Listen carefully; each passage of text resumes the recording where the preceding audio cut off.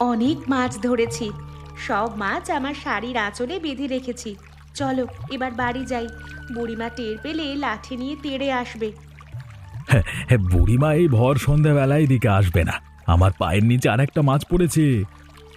এইটা শেষ, আর ধরতে হবে না। চলো বাড়ি যাই। এত তাড়াহুড়ো করছো কেন? ঠিক করে তো স্নানও করতে পারলাম না। চলো চলো, এই ঝোপের ভেতর যাই, ওইখানে অনেক মাছ পাওয়া যাবে। ও বাবা গো, আমি ওইখানে যাব না। ঝোপের ভেতরে সাপ থাকে, আমি আবার খুব সাপের ভয় পাই। আরে বাবা, জলে যে সাপ থাকে সেই সাপে বিষ থাকে না। তারপরও আমি যাব না। আমি এখানে দাঁড়িয়ে আছি, পারলে তুমি যাও। ঠিক আছে, আমি যাচ্ছি, তুমি আবার চলে যেও না। যাচ্ছি না। এই তো চলে এলাম। এখানে তো অনেক মাছ, এই মাছগুলো রাখবো কোথায়? তোমার কাছে তো গামছা আছে, তুমি গামছার মধ্যে বেঁধে রাখো। তাই করি, তবে তুমি এখানে আসলে ভালো হতো। আমার আর ভালো লাগছে না। দেখো রাত হতে যাচ্ছে, বললাম বাড়ি চলো, তুমি তো আমার কথা শুনলে না। চারিদিকে কেমন অন্ধকার হয়ে গেছে। আর একটা মাছ ধরেই বাড়ি চলে যাব। আরে একেবারে তো অন্ধকার হয়ে গেল। ও বিশাখা, আমি তো কিছুই দেখতে পাচ্ছি না। দয়া করে এবার বাড়ি চলো। আমার পা ধরে কেউ মনে হচ্ছে টানছে। এই এই কে এলো এখানে? আমাকে ছাড়, ছাড় বলছি। পুকুরে আমরা ছাড়া কেউ তো নেই, তাহলে তোমার পা ধরে কে টানছে? বললাম, বারবার বললাম বাড়ি চলো, আমার কথা তো কানেই নিলে না। আমাকে বাঁচাও, এই গভীর জলে আমাকে টেনে নিয়ে গেল, বাঁচাও।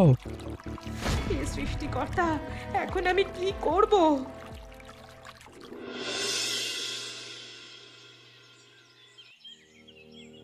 দিদিমা, গ্রামের সবাই বলছে রাতুল কাকার নাকি ভূতে জলের নিচে তলিয়ে নিয়ে গেছে।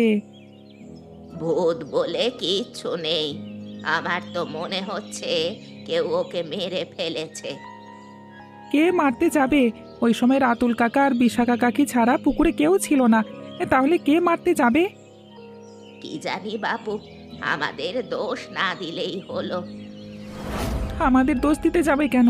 আমরা কি ওই সময় পুকুর পাড়ে ছিলাম নাকি? আমার পুকুরে কেউ নামলেই তো আমি চেঁচামেচি করি, তাই অনেকে মনে করতে পারে। দিদিমা, দেখো কেউ একজন আসছে মনে হয়। আমি তো ওনাকে চিনতে পারছি না। কে তুমি বাবা? আমি তো তোমাকে ঠিক চিনতে পারলাম না। দুদিন আগে জলে ডুবে যিনি মারা গেছেন উনি আমার জামাইবাবু হয়।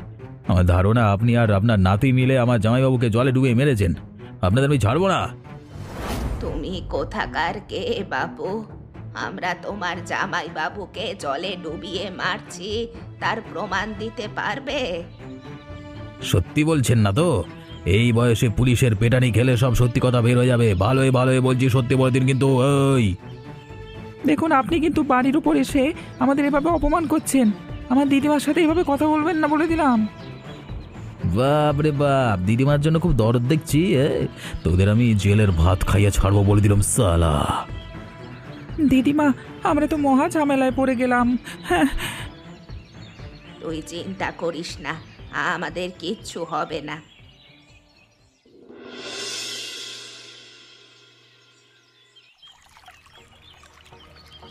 কে কোথায় আছো? দেখে যাও, কলসের মধ্যে সাপ। আমার হাতে ছোবল দিয়ে যাচ্ছিল, একটুর জন্য আমি বেঁচে গেছি। কি হয়েছে দিদি, তুমি এমন চিৎকার করছো কেন?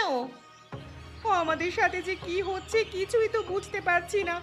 1 বছর সংসার করতে না করতেই বিধবা হয়ে গেলাম। তোদের জামাইবাবু আমাকে ছেড়ে চলে গেছে। এখন তো মনে হচ্ছে আমারও দিন চলে এসেছে। ও দিদি, তুমি এত ভেঙে পড়ো না। তোমার ভাই আর আমি তো আছি, তোমার কোনো কষ্ট আমরা দিব না। তোরা আর কতদিনই বা এখানে থাকবি? বাবা মা অসুস্থ, তাদেরও তো দেখাশোনা করা দরকার। আমার মনে হয় তোদের এবার বাড়ি যাওয়া উচিত। তুমি একা এই বাড়িতে কি করে থাকবে গো দিদি? সুমন বলছিল মাসখানেক থেকে তারপর যাবে। তোমার মানসিক অবস্থা একদম ঠিক নেই। তাছাড়া যে কোনো সময় বিপদে পড়তে পারো। দেখলে তো আজ সাপের কামড় খেতে খেতে বাঁচলে। সাপটা মারতে হবে, আমি কলসের মধ্যে ঢাকনা দিয়ে আটকে রেখেছি। তোমার ভাই আসুক, ও এসে মারবে, আমরা মারতে পারবো না। তোরা আমাদের বাড়িতে আসার এক সপ্তাহের মধ্যে তোদের জামাইবাবু সবাইকে ছেড়ে চলে গেল। আমারই কপাল পোড়া। আমার কি মনে হয় জানো দিদি, তোমাদের ওই বুড়িমা আর ওনার নাতি মিলে রাতুল জামাইবাবুকে জলে ডুবিয়ে মেরেছে। না না, ওরা কিছু করেনি। আমরা যখন ওদের পুকুরে স্নান করছিলাম তখন আশেপাশে কেউ ছিল না। অন্ধকারে জলে নেমেছিল হয়তো। থাক না, এই বিষয় নিয়ে আমার এখন আর আলোচনা করতে ভালো লাগছে না। ঠিক আছে বাবা, আমি আর কিছু বলবো না।